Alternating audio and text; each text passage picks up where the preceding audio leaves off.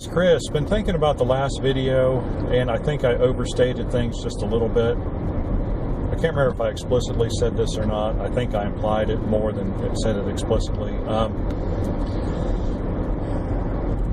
didn't really mean to say or imply that the promises that God made to Noah and Abraham and David were not covenants, because that's what the Bible calls them. What I really meant to say, and if I did, if I made a mistake, I'm sorry. I apologize. I should have been more careful in what I was talking about. What I meant to say was there are, according to the 4 rules we laid out last time, they don't meet the conditions of those 4 rules, but that doesn't mean they're not covenants. It just means they're not the same kind of covenant that the Old Covenant and the New Covenant are. So, or is. I gotta get my verbs right, is.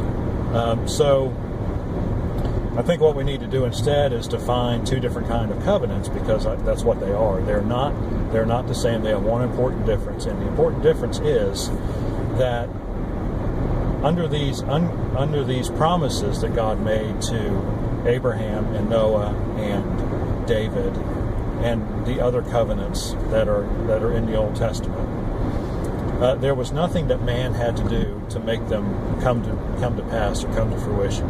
And so those covenants were unconditional covenants. They were an unconditional promise from God, and that He was going to do a certain thing or certain things. And then He did those regardless of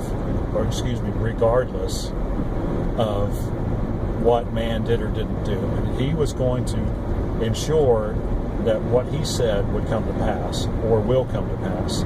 We're not going to get into that right now, and we probably won't get into that, because we're really not going to talk about the unconditional covenants.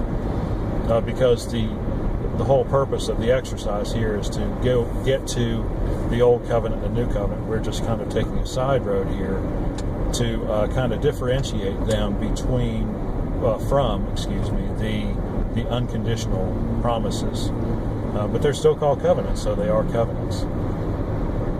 On the other hand, the Old Covenant and New Covenant, they are both very much conditional covenants, because they are in fact conditioned upon what man does or does not do.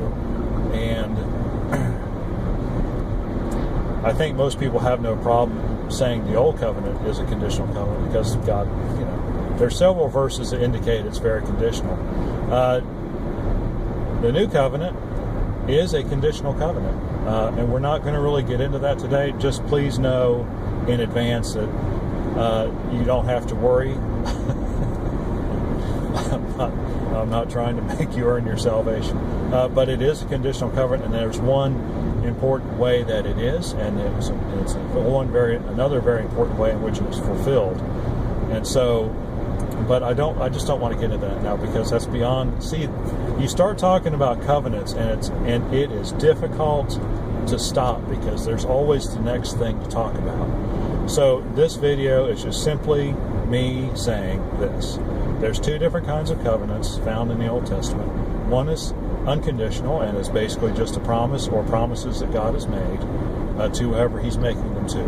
Generally speaking, Israel, or the progenitors of Israel, or Noah. And there are other covenants made in the Bible, one in the Old Testament, one in the New Testament, that are conditional, and they are dependent. Their fulfillment is dependent upon what man does or does not do. And those statements are true, and we will get into the reason exactly why that's true for the New Covenant in a future video. But for right now, we are just going to stop right there.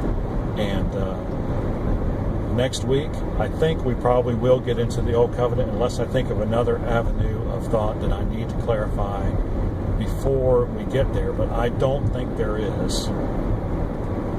Unless I get a question or comment in the question or comment section below, and you want to further explore the conditionality or unconditionality of these other covenants that I've previously mentioned. If you have a different idea about them, I don't mind some healthy discussion. But I think that's a good way to just divide these covenants up, and meanwhile be true to the biblical language that's used regarding them. So that's important. So we got to do that. So anyway, if you do have any questions or comments, please do so in the section below. And if you want to, like and subscribe. I appreciate it when you do that. and we will see you on the next one.